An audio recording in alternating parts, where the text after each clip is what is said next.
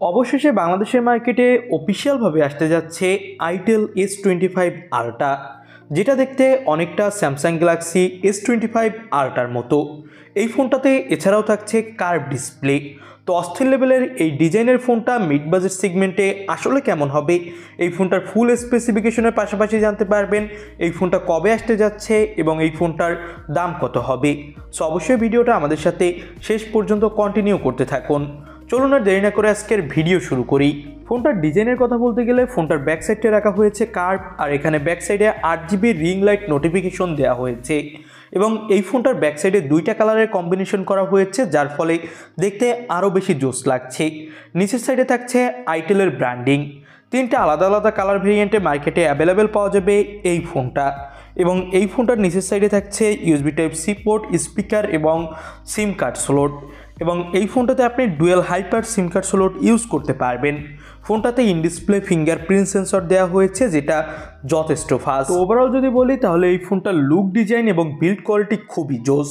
ফোনটা IP64 supported, আর এর display size হলো 6.78 ইঞ্চি মাপের, যেটা হলো ফুল HD প্লাস 120 রিফ্রেশ-রেটের অ্যামোলেড প্যানেল। এবং ডিসপ্লেতে Corning gorilla glass 7i protection থাকছে। পিক ব্রাইটনেস দেওয়া হয়েছে 1400 নিটস। তো এখানে ব্রাইটনেস নিয়ে তেমন একটা সমস্যায় কিন্তু আপনাকে পড়তে হবে না। আর কার্ভ ডিসপ্লে থাকার ফলে এখানে ডিসপ্লেতে চিন বেজেলসও খুবই কম। সব মিলিয়ে যদি বলি তাহলে ফোনটার ডিসপ্লে কোয়ালিটি মিড বাজেট সেগমেন্টে এক কথায় টপ ক্লাস। যারা কার্ভ ডিসপ্লের ফোন কিনতে চান তাদের জন্য ওয়ান অফ দ্য বেস্ট একটা choice. Out of the box ফোনটাতে আপনি পেয়ে যাবেন Android 14 এবং এই ফোনটাতে আপনি 8GBর সাথে আরও 8GB ভার্চুয়াল র্যাম পেয়ে যাবেন। 2 বছর পর্যন্ত অ্যান্ড্রয়েড আপডেট পাবেন এই ফোনটাতে। ইউনিসকের T620 চিপসেট ইউজ করা হয়েছে ফোনটাতে। তবে এই প্রসেসর কোয়ালিটি কিন্তু অনেক বেশি ভালো না। মিড বাজেট সেগমেন্টে এই ফোনটার প্রসেসর আমার কাছে তেমন একটা ভালো লাগেনি, কারণ এখানে যদি একটা মিডিয়াটেকের চিপসেট অথবা স্ন্যাপড্রাগনের চিপসেট ইউজ করা হতো তাহলে আরও অনেক বেশি ভালো হতো।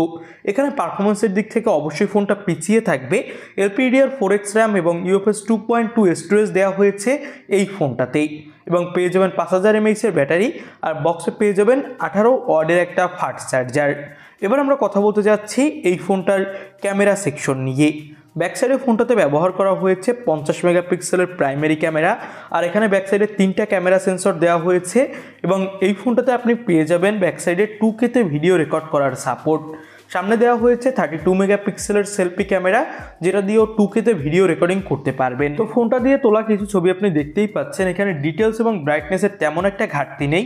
তবে এখানে যে একটা অক্সিলারি লেন্স ব্যবহার করা হয়েছে, থার্ড লেন্সটা, এখানে যদি একটা ম্যাক্রো অথবা ডেপথ সেন্সর দিত তাহলে আরও বেশি ভালো হতো।